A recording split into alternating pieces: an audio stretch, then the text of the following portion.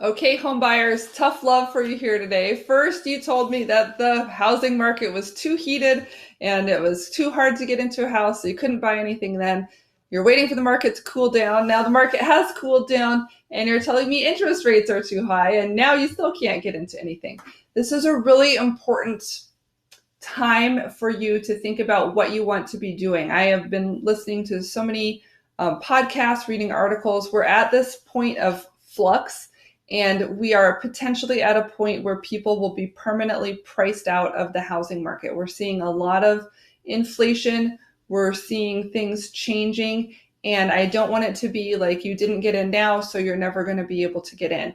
What I find is that when people don't have enough money to get into the house, they try to save more for the down payment and that type of a thing, wait until they make more money. And they're doing their thing, chugging along. But the Seattle housing market tends to go boom, boom, boom, up and up really fast. And it's easy to feel like just the market is running away from you. You'll never be able to afford something.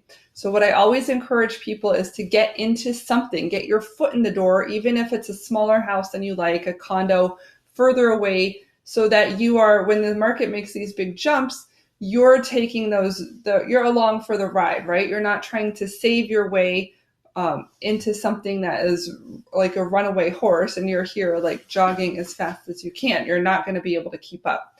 So we have just seen the market come down quite a bit. I sent out to a couple of you guys, I emailed an article from the Seattle Times.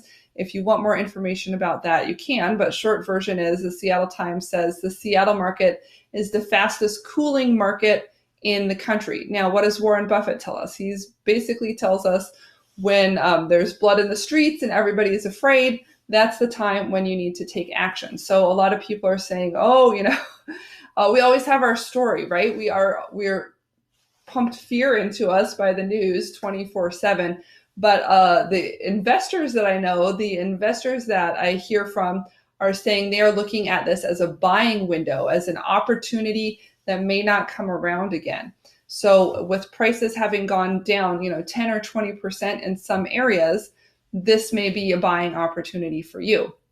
And if we do see rates come down, which everybody seems to be waiting for, what do you think will happen in terms of the prices, right? They'll bounce right back up and you'll be in the same situation because the demand is still there. There are buyers out there who want to buy homes. Seattle continues to be a strong market, but the key is this affordability factor, managing your monthly payment.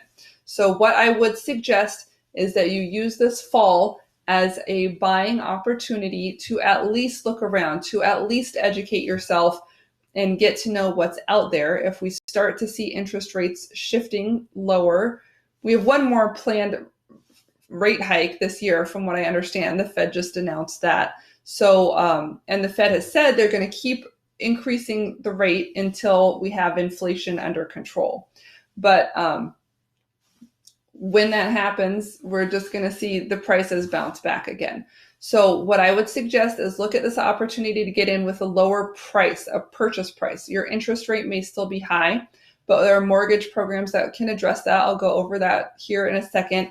If we can't get the interest rate under control, then you'll be glad you got in now. And if it keeps going up, then you won't have been permanently priced out of the market.